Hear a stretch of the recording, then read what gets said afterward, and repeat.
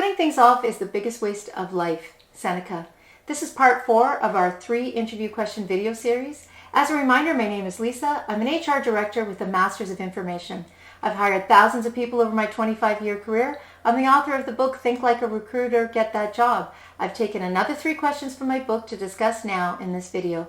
The approaches that I provided to answer these questions are just opinions on what I feel employers are looking for in candidates. For more information, watch part 1 to 3. Let's delve into it now. The first question is your opportunity to show you understand the business and the political climate that it operates around. You will have done your research of not only the business, but what factors impact the business. So let it out and shine with this question. The question is, where do you think the business will be in 3 years? I know you're thinking, how should I know? Well, you should have a clue about it because you've done extensive research before your interview. What are the annual reports saying? What is out there on social media? What are people saying that work in the industry? What changes in law did you see on the news or in your research that will impact the viability of the business over the next few years?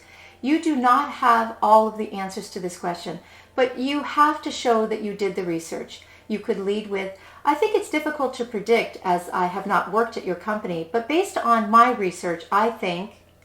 If you can say something about that they will be growing based on the evidence you acquired, all the better. Giving them positive pieces of the information they likely put out to the world is a great sell. Repeat back what you have already researched, as people love to hear about themselves and their work. We all do, especially if they put their own blood, sweat, and tears into the project. They want to know when you come to the organization you will be a good worker, keep up with trends, and possibly steer the company in the needed direction. It works at all levels. The next question highlights how you conduct research, and it also shows how you keep up to date. Many people think once school is done, that learning is done, and that is never the case. And the new employer wants to know that you will be a continuous learner, looking to always improve your skills, which in turn improves the business. The question is, how do you keep up with the trends in your field? This question has similarities to the first question in that it is making sure you remain a lifelong learner, as I said. Gone are the days when you get a job and you're never expected to take a course or keep up to date in your field. You will now be their eyes and ears for what is coming in the future that may impact the business. They may want to know that you will make sure they do not get left behind and be part of the team to initiate changes necessary in their business for compliance or to continue to be competitive. If you have a professional designation or license, such as a nursing license or a human resources designation, you can talk about the requirements to maintain the license or designation.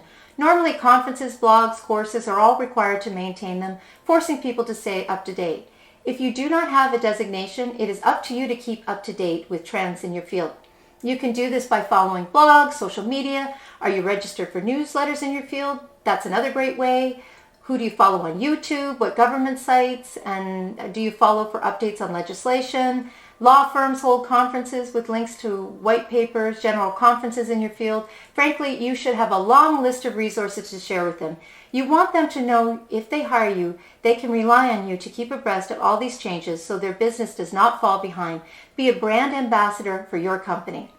I'm interrupting this video to first of all thank you for watching the video so far. If you found value in the content, please consider hitting the like button and subscribing. It doesn't cost you anything, but it really will help my channel. Thank you, and back to the video.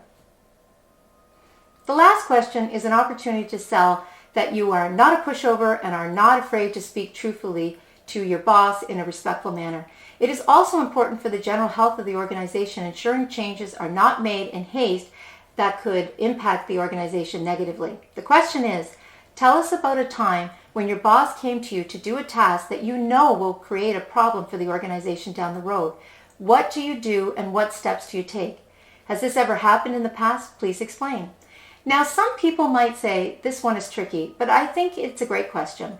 Most people do not want to hire a yes person, and disagreeing is okay, but you need to have a good rationale to be able to explain to management why you disagree.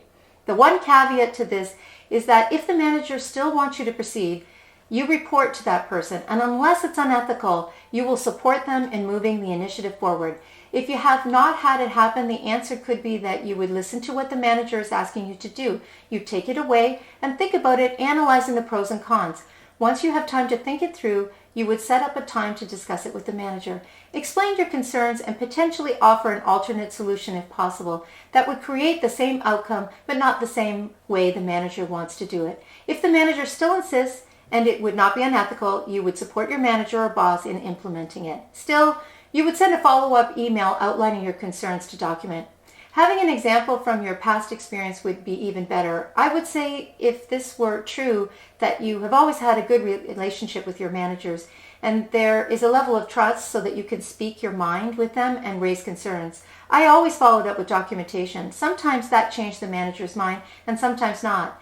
If you come to the situation with an attitude that you want the best result for the company and you know the manager does as well, you will be in a better position to sell the concept. This is not a personal fight with the manager. It is your job to make sure the business is successful.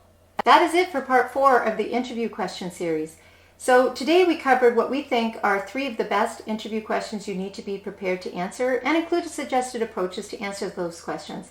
If you have not already had time to check out part 1 to 3 in the series, it's on screen now. Stay tuned for part 5. You've got this.